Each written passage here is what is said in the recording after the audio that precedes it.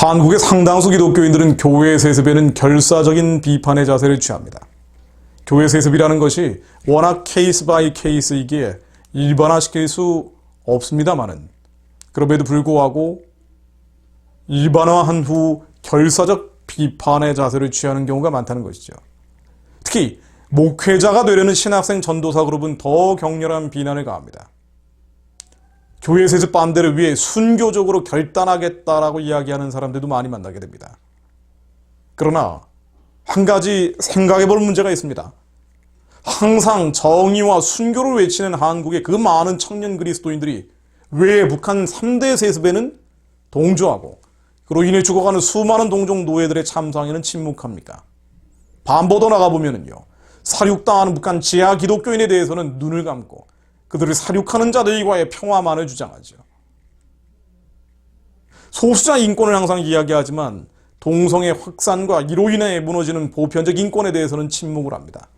사악한 재벌들을 해체하자고 말하지만 귀족 노조의 철로 된 밥통을 지키는 것을 평등이라 강변하기도 합니다. 페미니즘 분위기가 확산되자 이 분위기에 휩쓸려서 여성들의 인권을 보호해야 된다고 그렇게 목소리를 높이면서 왜 중국에서 팔려다니는, 돼지로 불리며 팔려다니는 저 가련한 여인들에 대해서는 말하지 않습니까? 왜 낙태의 죄성에 대해서는 입을 닫습니까?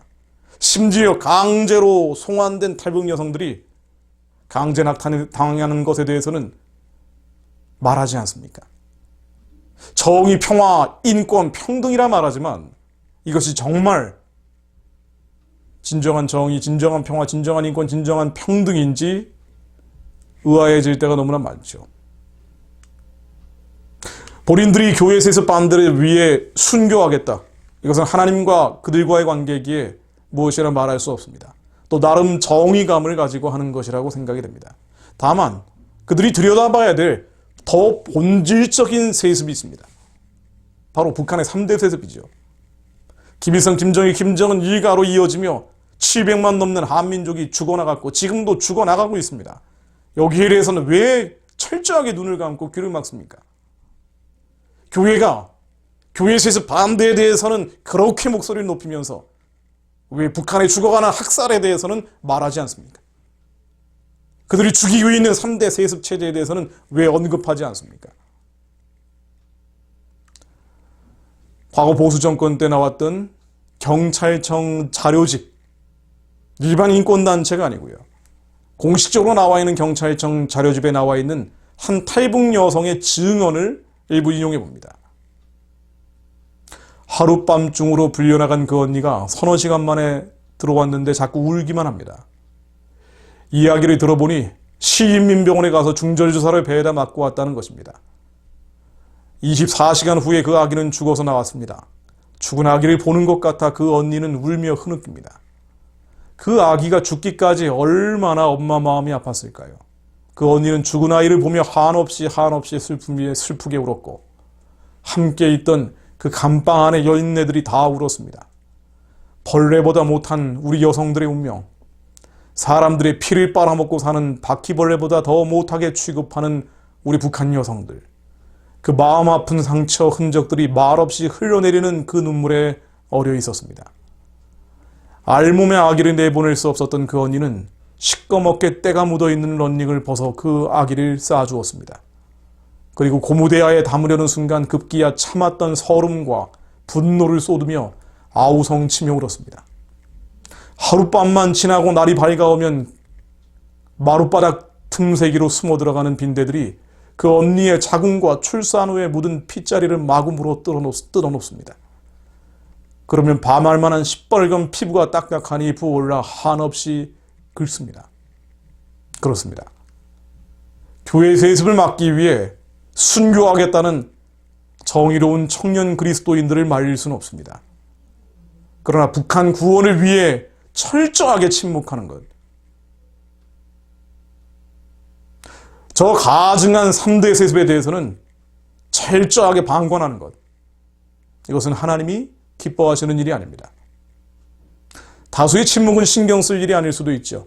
그러나 도덕적인 소수도 침묵해버린다면 그 나라는 중병으로 골마갈 수밖에 없습니다. 이것은 좌우의 문제가 아닙니다. 선악의 문제요, 영적인 분별의 문제입니다. 한국의 그 정의롭다는 큰 교회들이 교회 세습 반대에는 그렇게 목소리를 높이면서 북한 인권에 대해서는 단 한마디도 이야기하지 않는 것. 그래서 문제가 있는 교회 세습조차 진정으로 의로운 자들은 입을 열기 어렵게 만들죠. 통탄할 일입니다. 그렇기 때문에 우리는 이 현실을 보며 마음이 무너지는 것이 아니라 눈에 보이는 것은 진짜가 아니기에, 귀에 들리는 것은 진짜가 아니기에 오직 진리이신 말씀에 의지하여 기도합니다. 에스겔 37장 5, 6절입니다. 주 여호와께서 이 뼈들에게 말씀하시기를 내가 생기를 너희에게 들어가게 하리니 너희가 살리라. 너희 위에 힘줄을 두고 살을 입히고 가죽으로 덮고 너희 속에 생기를 두리니 너희가 살리라. 또 나를 여호와인 줄 알리라 하셨다라. 그렇죠. 한국 교회도 3대 세습이 4대 세습으로 넘어가려 하는데도 철저히 방관하고 침묵하는 한국 교회도, 우리의 다음 세대인 청년 그리스도인들도 마른 뼈입니다. 에스겔 골짜기에 있죠. 그러나 여호와의 말씀이 들어갈 때 생기가 돌며 살아납니다. 이것 외에는 길이 없죠. 하나님, 벼랑 끝에 사망과 죽음, 마른 뼈 앞에 유일한 희망이 오직 주님의 생기임을 믿습니다. 오로지 예수 한 분뿐임을 믿습니다. 그분의 사랑뿐임을 믿습니다. 하나님, 돌처럼 굳어버린 우리 그리스도인들의 심령이 사랑으로 회복되게 하옵소서. 나와 관련되어 있는 데 대해서는 정의를 외치고 공의를 소리 높여 말하지만 북한에서는 저렇게 많은 사람들이 죽어가는데 정의와 공의를 땅속에 묻어버린 우리의 돌처럼 굳어버린 심장들이 살아나게 하옵소서. 정의로 분칠되어 있는 미움과 증오와 판단과 정죄의 이 마음들이 하나님 생기로 변화되게 하옵소서. 영혼이 말라가는 한국 위에 힘줄을 두고 살을 입히고 가죽으로 덮어 주옵소서. 하나님 찬양하며 경배합니다. 2000여 년 주가 십자가에 달리시며 우리 안에 성령님을 보내주심을 감사드립니다. 주님이 이미 우리 안에 오셨으므로, 주님의 생기가 우리 안에 오셨으므로 더 강력한 능력으로, 권능으로, 빛으로 하나님 한국 교회, 한국의 청년 그리스도인들에게 임하여 주옵소서. 나와 관련된 것만 정의를 외치고 나의 이익에 관련된 것만 공의를 말하는 것이 아니라 진정으로 하나님 마음을 시원케 해드리는 정의와 공의를 외치는 자들이 일어나게 하옵소서. 모세가 불타는 떨기나무 속에 주님을 만나고 그 음성을 듣고 유대 구원에 나섰습니다. 이미 우리 안에 오신 주님과 연합할 때 민족의 역사가 반전될 것입니다. 마른 뼈가 일어나 살아날 것입니다. 남과 북의 백성들이 서로 연합하여 하나가 될 것입니다. 하나님, 이것을 위해 우리가 마중물이 되게 하옵소서.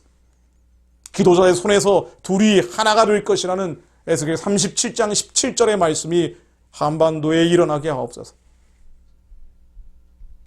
먼저 우리의 양심이 회복되어야 합니다. 영적인 부흥.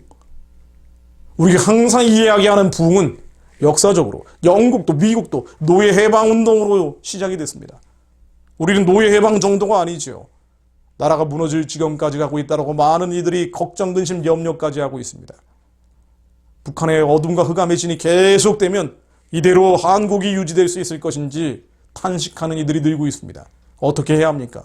하나님이 생기로 임하셔야죠. 하나님이 부흥의 불로 임하셔야 합니다.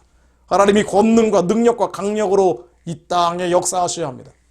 그것의 시작은 우리의 얼어붙은 양심이 회복되는 것입니다.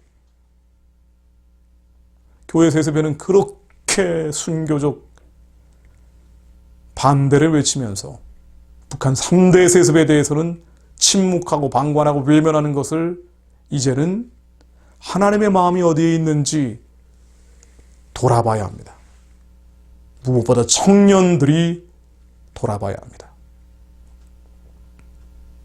그런 이들이 한국에서 일어나게 하옵소서. 주님, 평양에 주님을 찬양하는 성전이 세워지게 하옵소서.